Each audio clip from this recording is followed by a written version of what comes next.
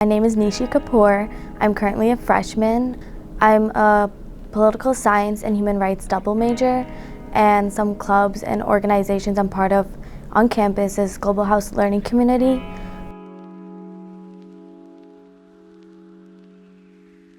I'm going to be a mentor under the Asian Mentoring Program in ASAC next year.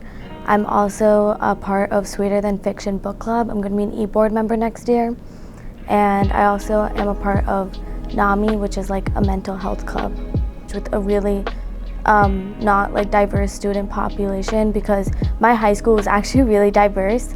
It was like a STEM school, so I was always surrounded by people of color, which made me, it was like the first time that I was able to connect to other people of my heritage and culture, which was really nice, and I wanted that same experience at college.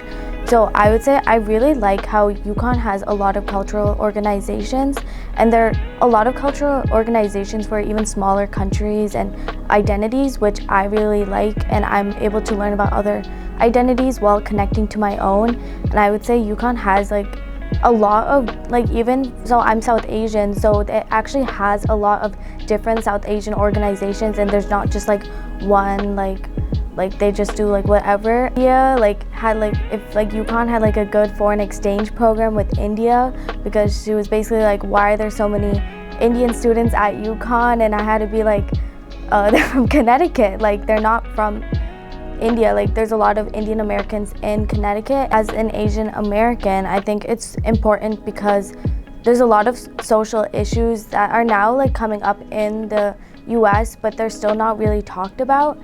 And I think it's important for me as an Asian American to bring up those issues and to make people aware of it, because a lot of people are just really ignorant, and they just honestly just don't even know, because unless you're exposed to it, you'll never know like outside identities and experiences. So, and I think also like in human rights, there's a lot of human rights like issues that happen internationally that we're just not taught about in the US, whether that's in education or like people just don't really care that much.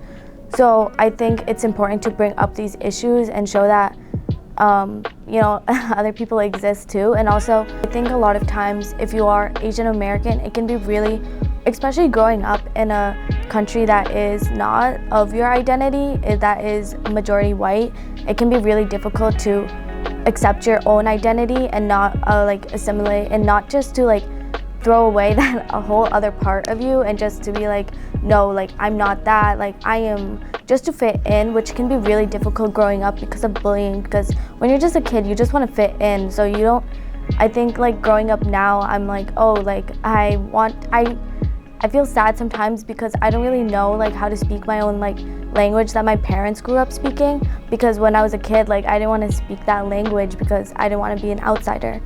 So I think advice would just be like, you're not alone, and like you're not alone in your own identity. There are other people like that, and there's no one way to be Asian American. There's no like, nobody's gonna be like whitewashed, nobody's like too much of an Asian American. There's really no way to be Asian American. You just are who you are.